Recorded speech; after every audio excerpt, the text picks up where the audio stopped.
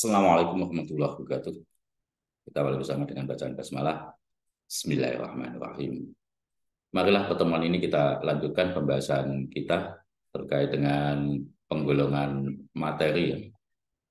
Jadi penggolongan materi yang kita bahas yang terakhir kemarin pada penggolongan materi ini baru pada pembahasan senyawa.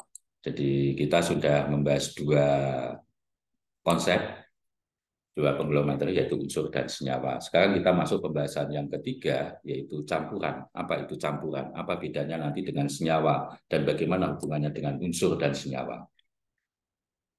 Jadi campuran nanti pada dasarnya atau kita sedikit kembali.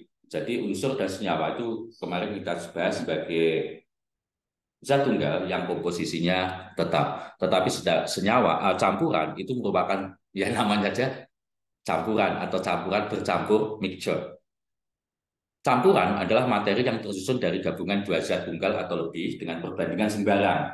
Kalau kemarin waktu kita membahas senyawa kan perbandingannya tetap air itu H dan O-nya masanya adalah 1:8. Tapi kalau campuran itu perbandingannya bervariasi sembarang. Yang penting dua zat itu kita gabungkan, kita campurkan namanya itu campuran. Contohnya antara besi dan belerang kita dapat berapa saja mencampurkan. Contoh lagi adalah air dengan gula.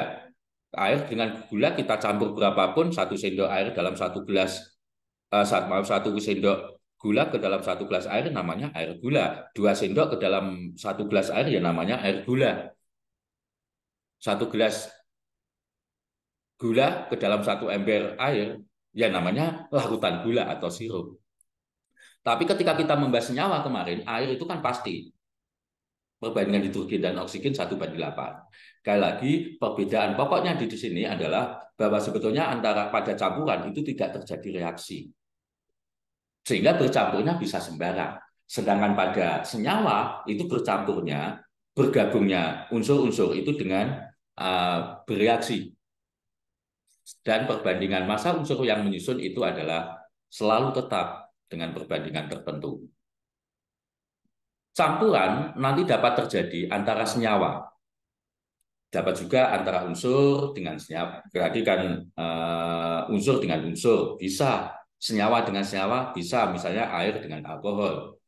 Berapapun perbandingannya ya namanya itu larutan alkohol, baik alkohol 25%, 50% atau 75%.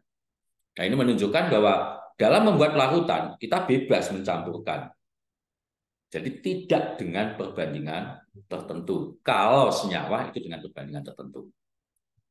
Ini juga dicontohkan misalnya saja kita mencampur antara garam dapur dengan air ya. Berapapun 1 sendok dengan satu panci namanya ya larutan garam. 2 sendok ke dalam 1 panci ya namanya larutan garam. 1 sendok garam dapur ke dalam 1 gelas ya namanya larutan garam. Sama saja. Jadi di sini perbedaannya adalah pertama tadi adalah dengan reaksi dan tidak. Yang kedua perbandingannya kalau senyawa tetap kalau larutan tidak. Dan yang ketiga ini yang juga pokok bahwa sifat unsur-unsur atau zat-zat yang bercampur pada campuran itu masih kelihatan. Sedangkan pada senyawa itu kan hilang tadi pada pertemuan sebelumnya saya contohkan. Hidrogen dan oksigen, yang satu mudah terbakar, yang satunya membantu pembakaran, ternyata setelah bergabung justru mematikan pembakaran. Berbeda ketika campuran, yang bercampur itu sifatnya masih. Misalnya kita mencampur antara air dengan gula, namanya larutan gula. Sifat dari air masih ada. Misalnya air kita siram pada api ya dapat mematikan. Air rasanya segar, ketika kita minum ya segar. Rasa manisnya ketika kita minum air gula, selain segar juga ada rasa manis. Jadi manisnya tidak hilang. Meskipun ukuran partikelnya itu menjadi jauh lebih kecil. Secara kasat mata kita memang tidak melihat, tapi seandainya kita mampu melihat partikel-partikel itu sampai ukuran yang paling kecil, di dalamnya partikel-partikel gula itu masih tetap utuh, tidak berubah. Jadi kita mau ngambil gulanya saja, itu bisa. Airnya saja bisa. Nanti kita bahas pada pemisahan campuran. Ini perbedaan pokok. Dengan demikian nanti antara senyawa dan campuran bahwa keduanya itu sama-sama tersusun atau terbentuk oleh dua atau lebih, baik senyawa maupun unsur. Tetapi ada beberapa perbedaan, di antaranya yang pertama, senyawa merupakan zat tunggal, campuran zat majemuk. Senyawa terbentuk melalui reaksi kimia, campuran hanya bercampur biasa. Yang ketiga, perbandingan unsur penyusun dalam senyawa tertentu atau tetap, sedangkan pada campuran itu bervariasi. Perbedaan keempat, sifat dari senyawa berbeda dengan sifat unsur-unsur penyusunnya, sedangkan pada campuran masih tetap kita dapatkan sifat-sifat unsur penyusunnya. Dan yang terakhir, untuk mendapatkan unsur-unsur penyusunnya pada senyawa harus dengan cara reaksi kimia, nggak bisa dipisahkan begitu saja. Orang kalau sudah terikat kan nggak mudah untuk dipisahkan ya.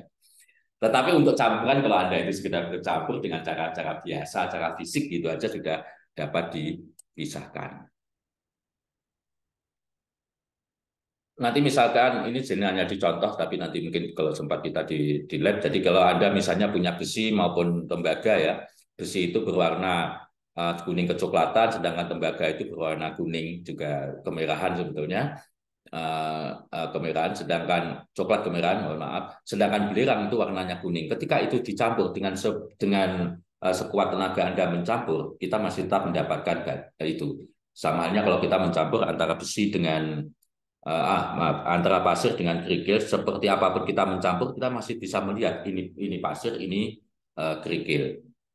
Sekian kita kembali. Kalau misalnya aja ini campuran, maka sekuat tenaga kita mencampur, kita masih mendapatkan di situ ada yang warna kuning dan ada yang warna kecoklatan atau merah kecoklatan. Warna kuning ini dari belerang.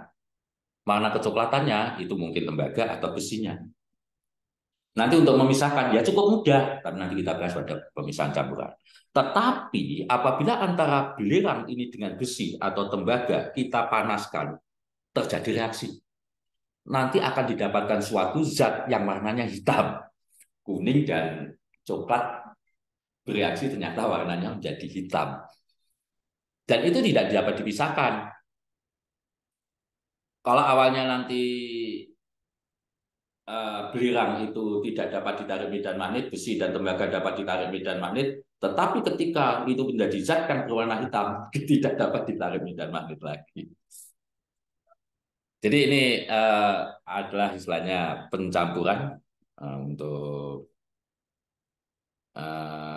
perbedaan antara campuran dan senyawa. Jadi sifat zat baru hasil reaksi yang bukan sekedar pencampuran antara besi dengan belerang tidak sama dengan sifat zat asalnya. Berbeda kalau dicampurkan masih tetap sama. Baik, saya rasa itu penjelasan saya terkait campuran. Nanti dalam pertemuan yang datang, insya Allah akan kita bahas masih 2 atau 3 hal lagi terkait dengan campuran, yaitu khususnya mengenai kadar unsur dalam ada zat dalam campuran, dan yang kedua cara-cara pemisahan campuran. Nanti masih ada kita lanjutkan pada pertemuan yang berikutnya. Untuk pertemuan ini secara cukup, malah kita akhiri dengan bacaan Alhamdulillah. Alhamdulillahirabbil alamin. Assalamualaikum warahmatullahi wabarakatuh.